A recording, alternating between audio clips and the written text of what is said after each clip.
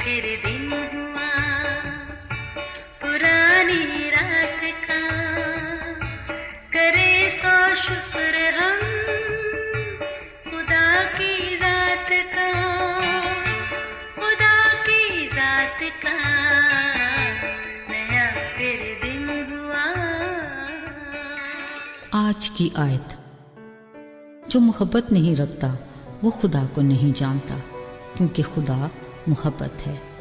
पहला यूहन्ना 4 बाब 8वीं आयत। अजीज़ों, एक छोटा सा लफ्ज़ मोहब्बत, मगर जैसे जैसे हम इसके मफ़हूम पर गौर करते हैं, इसकी खूबसूरती में इजाफा होता चला जाता है और इसके रंग रूप के सिलसिले तवील होते चले जाते हैं। मगर मज़े की बात तो ये है कि खुदा की मोहब्बत के बाद फुल स्टॉप लग जाता है।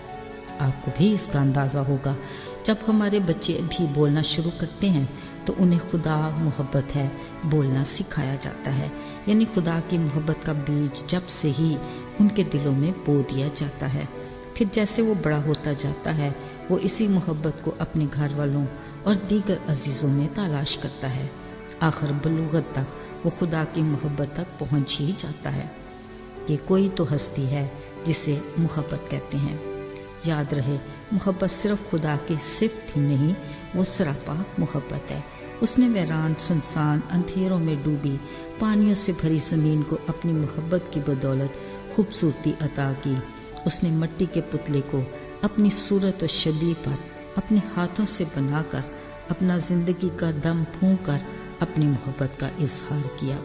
बिलाशुबा उसकी मोहब्बत गैर मशरूत और लाजवाल है।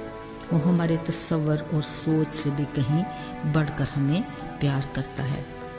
अजीज़ों, ज़रा सोचिए, जिस खुदा ने इंसान के लिए बुलंदियों से अपना ताज और तख्त, शान और शौकत छोड़कर आया, सलीबी सफ़र में इसी इंसान ने उसे बेपनाह दुख दिया, कोड़े लगाए, कांटों का ताज पहनाया, मुंह पर थूका, तानाज़नी की, हाथों पैरों पर कील ठोके।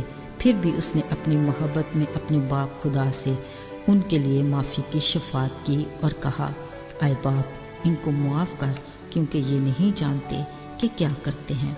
अजीज़ों, अगरचे ये सब कुछ यीशु के साथ होना मकसूद था, जो कलाम और नबियों की पेशन गोइयों के ऐन मुताबिक था। गुनाह के जो सिलसिले बाग़े अदन से शुरू हुए, ये खुदा के कलाम का फैसला था कि जो जान गुनाह करेगी वो मरेगी। गुनाह की मजदूरी मौत है। फिर ये कि बग़ैर खून बहाए मुआफ़ी नहीं। लिहाजा खुदा को बनी नौ इंसान से उसकी मोहब्बत और उसके गुनाह से मुआफ़ी देने के लिए उसे अपने बेटे यीशु की जान का कुफारा यानी कुर्बानी देना पड़ी। अगरचे वो गुनाह से नफ़रत करता है, मगर गुनाहगार को प्यार करता है। वो खुदा का बरा जो दुनिया के गुनाह उठा ले गया।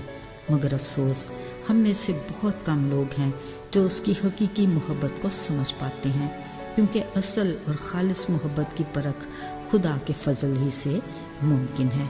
खुदा के कलाम का बड़ा पैगाम ही मोहब्बत है। इसलिए उसने फरमाया, एक दूसरे से मोहब्बत रखो।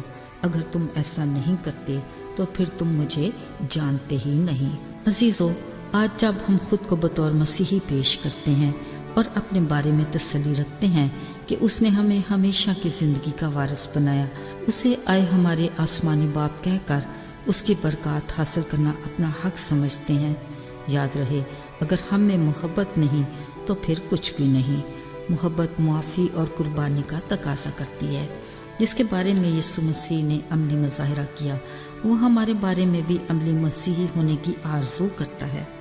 साथियों, इसमें अब हम नहीं कि जब हम खुशहाल ज़िंदगी गुजार रहे होते हैं तो हमें अपने आसपास कोई ज़रूरतमंद मुसीबत ज़्यादा नज़र नहीं आता, और अगर ऐसा हो भी जाए तो हम उसे दरगुजर करते हैं। हम उसके लिए मोहब्बत के 2 बोल भी बोलना अपनी तौहीन समझते हैं। अजीज़ों, ज़रा रुकिए यहीं और पूछिए खुद से, क्या मैं अमली मसीही हूँ? खुदा के कलाम को निगाह में रख कर एहतियात करके अमल करने की ज़रूरत है। अजीज़ों, हमें मसीह की अमली मोहब्बत के लिए अपनी पुरसकून और आरामदेह ज़िंदगी के हसार से बाहर निकलना है, मुसीबत ज़दा की मदद करना है, अपने मसरूफ़ वक्त में से कुछ लम्हे की कुर्बानी देनी है, अपनी ज़रूरत को पीछे करके उसकी फौरी ज़रूरत को पूरा करना है, اپنی بھوک پیاس کو کم کر کے اس کو کھانا کھلانا ہے. اپنے 2 کرتوں میں سے 1 کرتا اسے ضرورت مند کو دینا ہے. یاد رہے کیا یسوع نے میرے لیے سب کچھ نہیں کیا تھا؟ عزیزو، ہمارا جتنا بھی مضبوط اس پر ایمان ہے، ہمیشہ کی زندگی کی امید بھی ہو، پر اگر محبت نہیں تو کچھ بھی نہیں. آئیے دعا کریں. اے خدا، ہم تیرے شکر گزار ہیں کہ تو نے ہم گناہ گاروں سے محبت کی.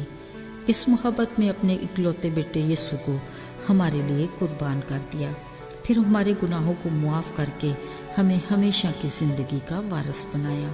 توفیق دے کہ ہم اس گواہی کو دوسروں تک بھی لے جائیں تاکہ کوئی بھی تیرے فضل سے محروم نہ رہ جائے. ہماری دلی شکر گزاری کو قبول کر، یسوع کے مبارک نام میں مانگتے ہیں، آمین.